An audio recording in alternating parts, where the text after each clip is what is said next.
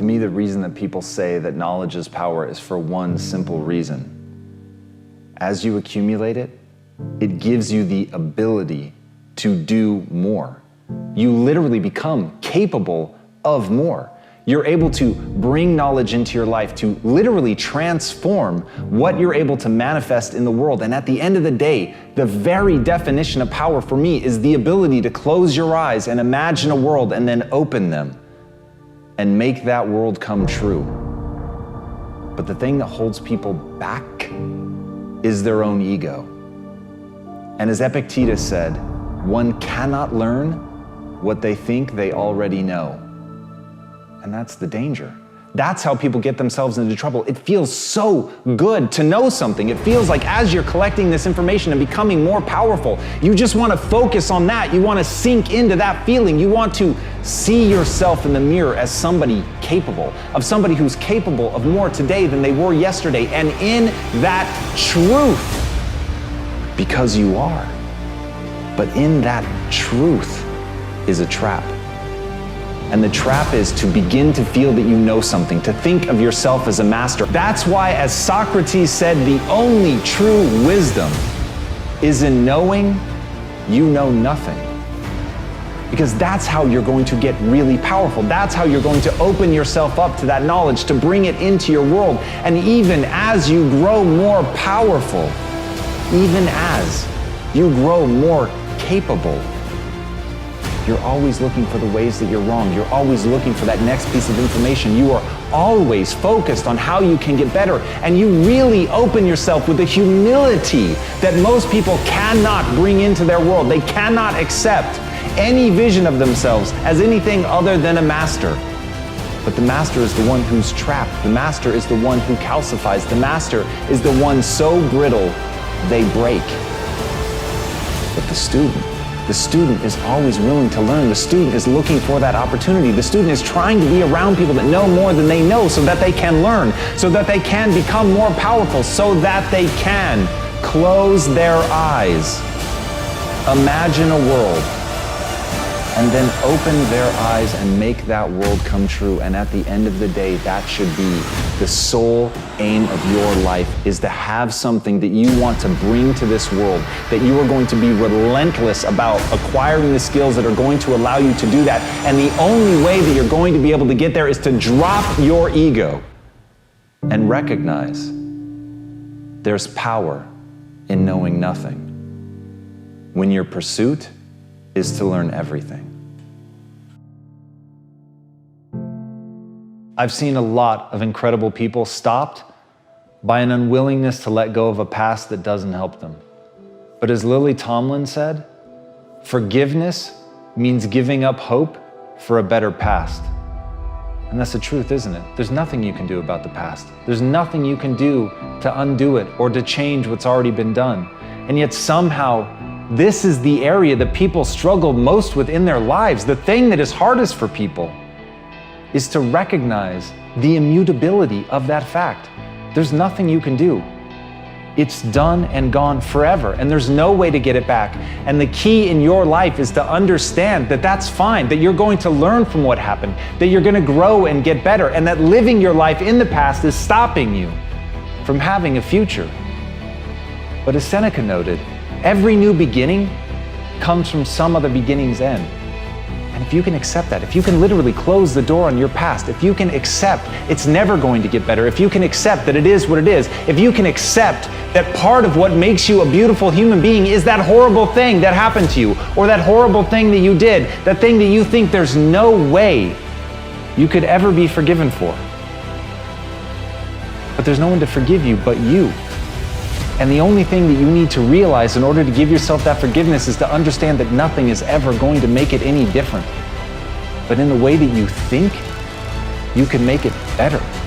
And just by reframing that, by reframing what's happened, by asking yourself a very simple question, how is that bad thing that happened to you actually the best thing that ever happened to you? And if you can take control of that situation and really look into it and understand that from that something has come or something can come that is great, that makes you stronger, that makes you better, and that the fortitude to look at that thing, the fortitude to find in that pain something beautiful, something that makes you a better person, something that allows you to help other people, then you really can free yourself from being bound by the past and turn into something new. Close a door on something so that you really can go somewhere new. And in the discovery of that new you, in the discovery of the new place that you can go, in the discovery of something new and better for yourself, you realize that you're writing that future.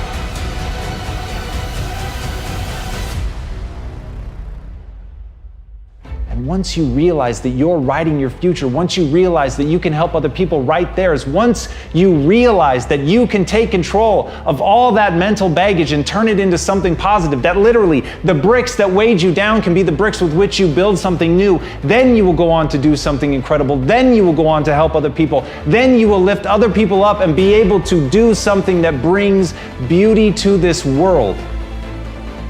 But first, you have to forgive. First, you have to understand that you're never going to have a better past, but you can definitely have a better future.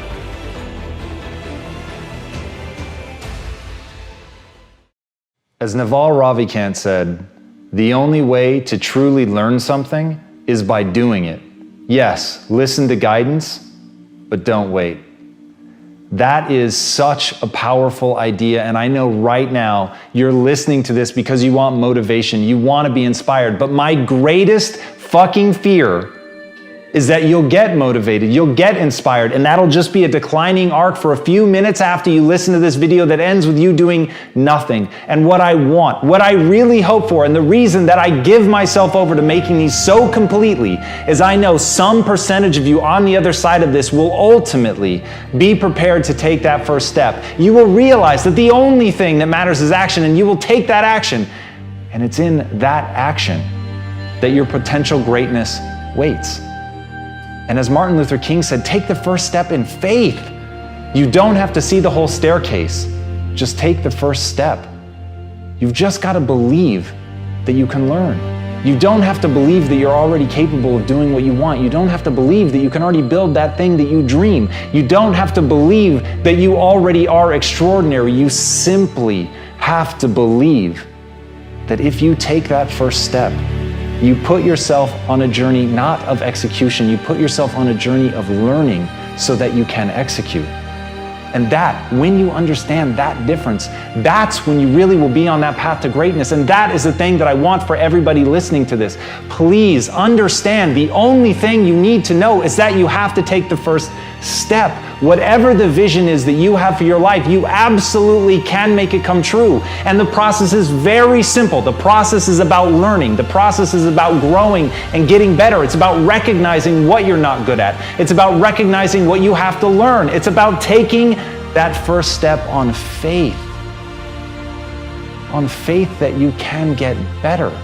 Not on faith that you're great. On faith that you can become the greatest of all time. And once you have that faith, once you know that simply being a human being puts you in this rare category of creature that can get better through pressure, through pain, through difficulty, through failure, those are the things that are going to be the building blocks of your success. But in order to begin on that road, in order to have your first glorious failure, you must first take that first step. So please, don't waste your time being motivated or inspired. Spend every second of your time moving forward. That's how you're going to get where you want to go. Greatness is the most demanding mistress you're ever going to encounter. And I understand the advice that I'm about to give you is not for everyone. Most people should turn this off. But if you're going to stick with me, if you're going to listen to what I have to say, it's because you want something tremendous in your life. You want to stand out from everyone else. You want to do something more than other people think is possible. You literally want to stand outside the norm. And if that's the case for you, then understand that, as Albert Einstein said, Only one who devotes himself to a cause with his whole strength and soul can be a true master. For this reason, mastery demands all of a person. If you want to get great, if you really want to make a skill set your own, if you want to be able to do something, and at the end of the day, if you want to transform the world, if you want to make grand changes, if you want to do all of that shit, all the empty words that people spout all the time, let me tell you, the only thing that's going to separate you from all the other blowhards who are just talking words and will never do anything is to give yourself over completely, to let that obsession, let that thing that you love completely consume you. And in that, your only chance to really become great lies. As Franz Kafka said, don't bend, don't water down, don't try to make it logical. Rather, follow your most intense obsessions mercilessly. Can you do that? Can you become mercilessly obsessed? Can you let something occupy you to where all logic and reason is gone out the window and the only thing that matters is whether or not you accomplish? Will you hold yourself accountable to metrics? Will you look at the world and see, am I actually making change? Are you prepared to hold yourself to that standard? Because if you are, there is nothing you can't fucking do. If you're willing to take that responsibility on to transform yourself as a human being, if you give yourself over to getting great, if you give yourself over to that obsession, if you feed it like you would feed a beast, if you feed it like you would feed a fire that can wipe out an entire mountainside, then you've got a chance. But it's got to burn within you like that. You've got to feed it like that. You've got to feed it skills. You've got to get better every day. You've got to constantly wake up and understand exactly what it is that you're building towards that, and build towards it with a relentlessness that other people think is mania, that other people can see only madness in what you do. And if you can push yourself to that level, then the world will bend to your will. As Epictetus said, he is a wise man who does not grieve for things which he has not, but rejoices for those which he has. And that's gratitude, isn't it? It's the very base decision that we all have to make. Are you grateful for the things that you have in your life, or are you always wanting more? And trust me, I get it.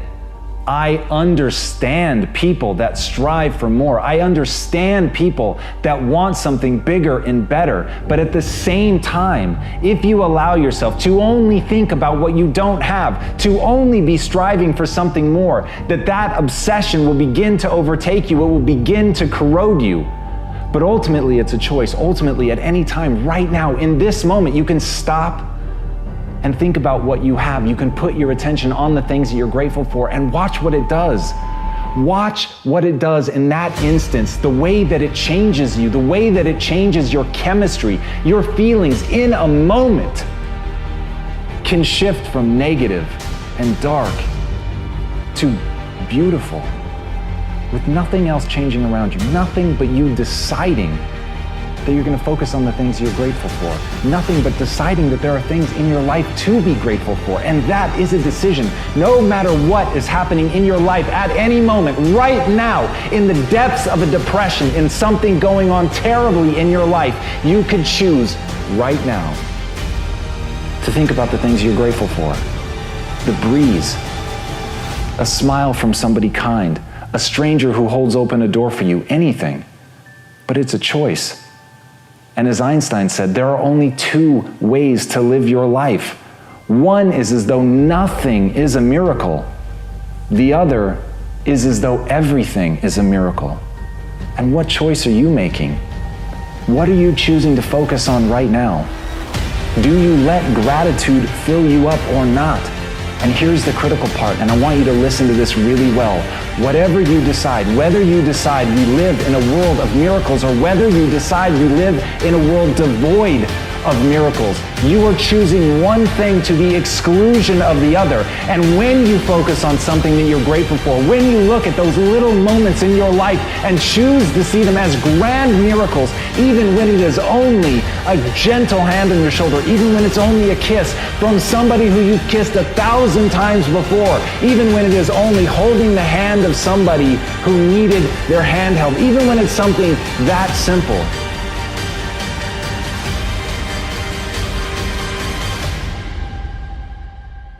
It really is a miracle, that it really is something that can fill you. It really is something that will change your chemistry, bring a connection between two people, allow you to see a grander vista, or even just open a window and look out at the world and realize that you're alive, that this is all a miracle, that none of this is guaranteed, that every breath you take could be your last. And in that, you can choose to cherish what you have. In that, you can decide to focus on that you have a breath to take. And even when it's something that simple, when you train your mind to do that, when you train yourself to decide to see the beauty in that, then nobody can ever take it away from you. And no matter where you are, no matter what's going on in your life, you'll be able to rise up and feel the beauty that is being alive. So take a minute at the worst times in your life and focus on the things that you're grateful for.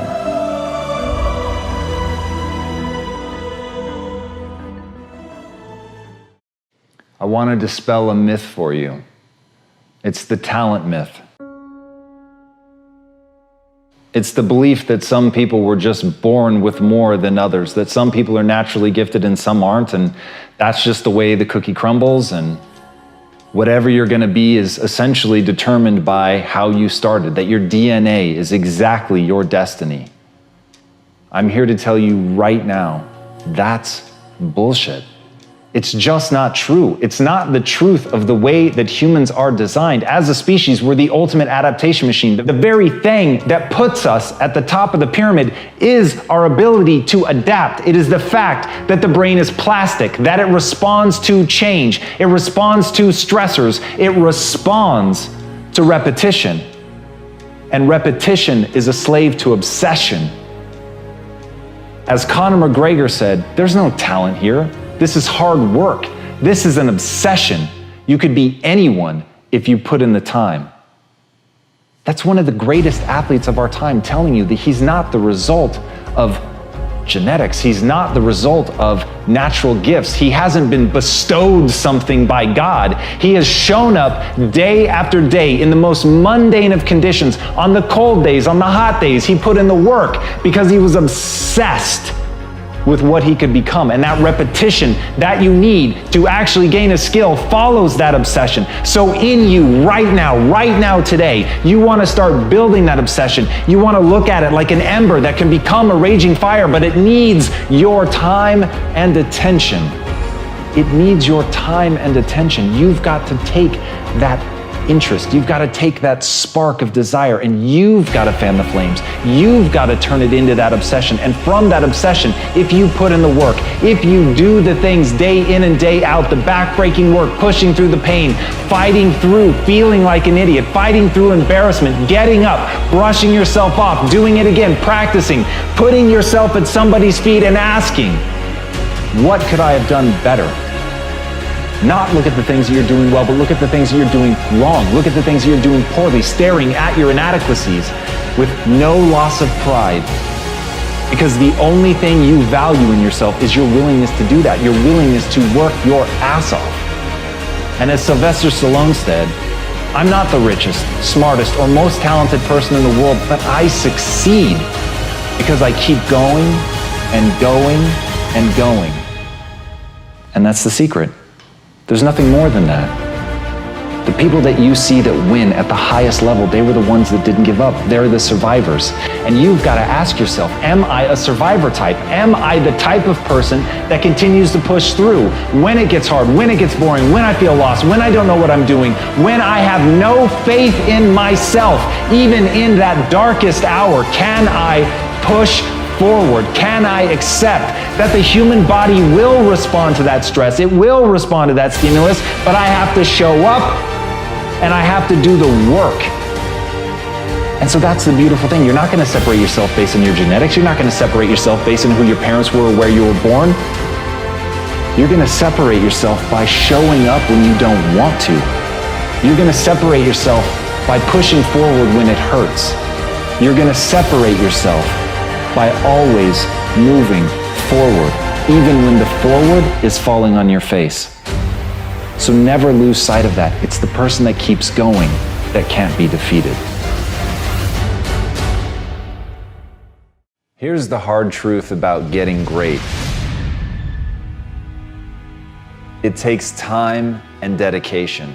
It takes a willingness to accept that you're not yet good enough. It takes the ability to stare at the places that you know that you're weak, to really look at those things and not let it affect your sense of self-esteem and not let it affect your sense of self-worth so that you can still get the momentum going. But you have to understand that in the beginning, we're all terrible. And as Henri Cartier-Bresson said, your first 10,000 photographs are your worst. And so the thing that really makes great art are the people that continue to push and the people that continue to work and face how inadequate they are and really understand that at the end of the day, greatness is a craft. Greatness is a process. Greatness is a habit. Greatness is the little things that you do every day over time, going out every day unafraid of whether or not this is one of the 10,000 terrible things that you're gonna do. It's being unafraid to make those mistakes. It's being unafraid that you're not yet great. And as Marianne Radmacher said, courage doesn't always roar. Sometimes courage is the quiet voice at the end of the day saying, I will try again tomorrow. And that's it. If you want to be great, that's what you have to do. You've got to get up again tomorrow. You've got to be willing to face another day. You've got to be willing to accept that you've got to get through the bad ideas before you can get to the good. You've got to understand that you have to start as an apprentice. You have to start as a person going and getting tea, and you have to accept that that's the job that you should be playing, that you should be working for somebody else. You should be looking up to somebody else and seeing what they can teach you, because what you know is that you're there to learn. What you know is that you're there to get through the 10,000 bad photographs that you need to get through to ultimately achieve greatness. And if you make the catastrophic error that so many make, to try to tell the world that you're extraordinary today, to try to get the world to follow you and look up to you and think that you're something today. Because the people that really win are the ones that invest today, the ones that listen today, the ones that spend every ounce of their energy amassing mastery, getting better every day, working their asses off to improve their skill set, to relentlessly look at the things that they're not doing well, to understand that they have to break themselves down and get rid of all of their ego before they can really find greatness. Those are the people that we remember. So if you want to be remembered, if you want to achieve real greatness, you just need to have the courage to show up every day and take another swing, take another photo, try another task, do something that scares you, and do those little things over and over and over until you win. As Kurt Vonnegut, one of the greatest authors in modern times, said, "When I write, I feel like an armless, legless man with a crayon in his mouth." But he still did it. And that's the kind of thing that you're going to hear from the greats. You're not going to hear that it was easy. You're not going to hear that they felt suave and cool. Even the greatest of all time have that awkwardness and that clumsiness. They're never quite as good as they want to be. But what I want you to understand is, even though Kurt Vonnegut said those words, he wrote tons of books that changed people's lives, that changed the landscape of literature, because despite the fact that he felt awkward and clumsy, he kept doing it and forcing himself to move forward, to take one step after another, even when the process was not exactly rewarding. He believed in something. He knew that what he was trying to do would ultimately get better. He knew that if he wanted to accomplish something great, that he had to push through the awkwardness. And that is the very trick to getting great. You just have to do it. You have to go, you have to take that first step, you have to push, you have to drive, you have to strive every time to get a little bit better. You have to strive not to fall prey to your own doubts and insecurities. And as Joe Namath said, if you aren't going all the way, why go at all?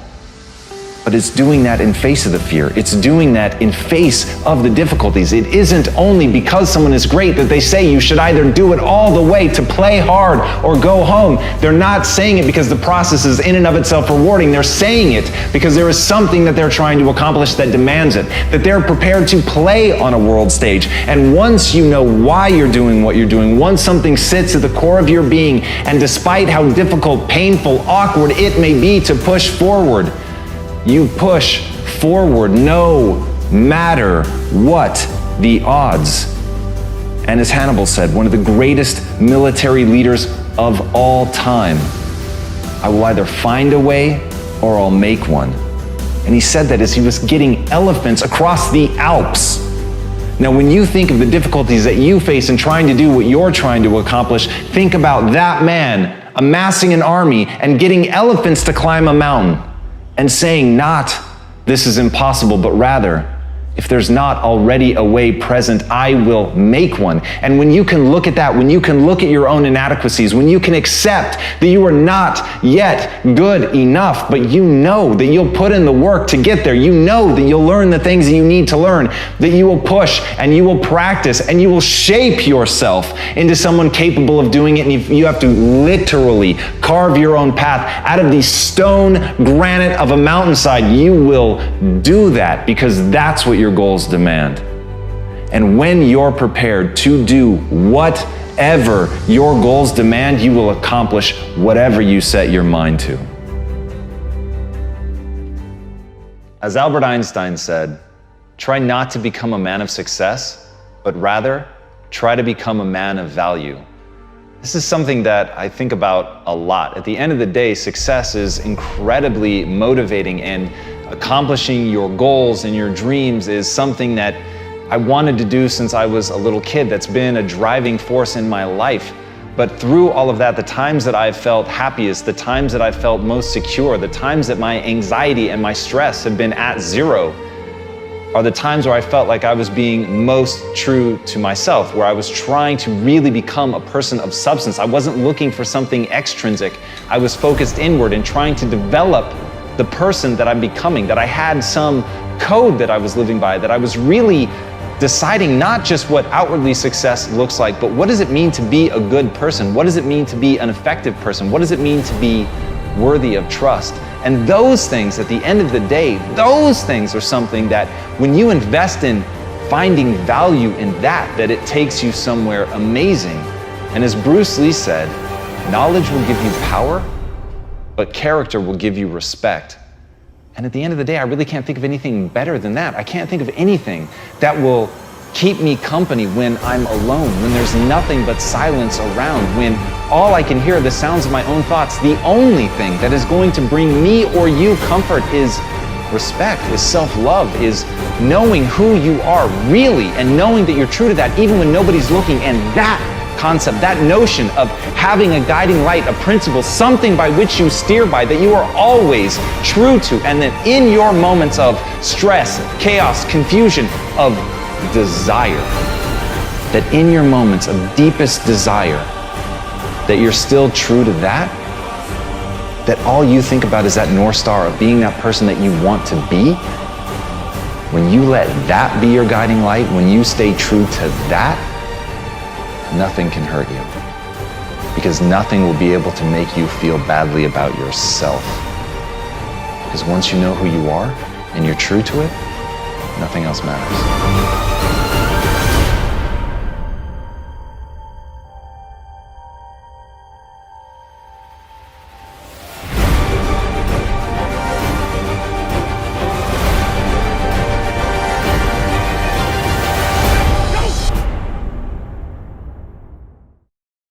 As Walt Disney said, If you can dream it, you can do it.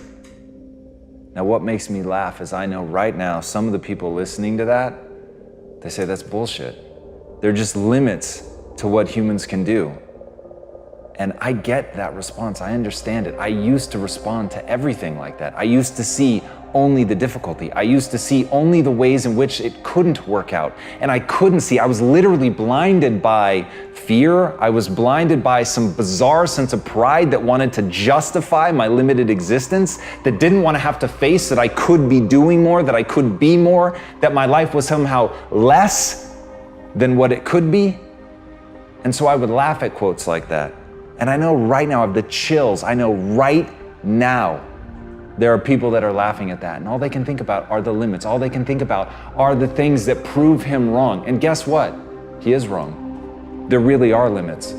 But if you fucking waste your time focused on that, you're never going to create the momentum that you need to actually make something come true in your life. You can build virtually anything, but if you get hung up on the fucking virtual part, if you let that stop you, if you immediately go to the things that ultimately limit you and hold you back, that is where you're gonna stay forever. Because if you argue for your limitations, guess what, my friend? They become yours. And congratulations, you now get to live in that box. You get to live in that self-defined prison. But if, like Teddy Roosevelt said, instead of that, you keep your eyes on the stars and your feet on the ground, and you don't act like somebody who can't see that sure, there are limits, there are edges to this universe, but you're looking not at that. You're looking at how do you really execute. You're dreaming big, and you're remembering that your feet ultimately is that contact point. It is where the rubber meets the road. It is that moment of doing. And so if instead of rejecting it because your feet must stay planted on the ground, remember that in keeping your feet on the ground, that's the moment of action. That's the moment of doing something about it. That's the moment of seeing the fucking possibilities and then moving, doing something, making it real. So right now, give up on those weird mental mechanisms that make you actually want to fight for the things that aren't possible, to get people to believe in it, to get people to understand why you've chosen to stand still. Instead of that, convince yourself that you should be moving and go do what you know you're destined to do. As Harun Yahya noted, I always wonder why birds stay in the same place when they can fly anywhere on Earth. And then I ask myself the same question. As Mark Twain put it, the secret of getting ahead is getting started. And that's where people get stuck. You're literally like the bird. You could fly anywhere you want. You can go anywhere you want to go. And look, I know you've got a litany of excuses, and all of them are valid. You've got a job, you can't just leave, or you don't have a job and you don't have the money. Your family is in one place. It's the only thing that you've ever known. You only speak one language. You've never traveled before. You don't have a passport. You can't afford the gas money. There are 1,000 real reasons not to go. But the truth is that none of them matter. The truth is, if you want to build something in your life, that you have to remember what Mark Twain said. You have to get started, because at the end of the day, that is literally the only thing that's holding you back. You're not moving. And once you get the simplicity of that, once you understand that you could act right now, you could say fuck all the excuses. You could stop making them. You could stop giving into them, no matter how valid they are, no matter how real they may seem. You can finally decide that you're going to get up and move, that you're going to create that momentum, that you're going to take a step, that you're going to make the demand, that you create momentum, that you get something done, that you fucking find an answer, or as Hannibal said, that you're going to find a way or make one. If you have to carve through fucking rock, do it, because humans before you have done it. And that's the simple truth. That is the simple fucking truth. And everything else is bullshit. Everything else is the weak voice in your mind holding you back and making you a less version of yourself. So I ask you, why doesn't the bird fly wherever it wants to go? Because that's all it's known? Because that's what's safe? Because that's what's comfortable? Or because it's a dumb fucking animal? What do you want to be? If this isn't the life you want to live, do something about it.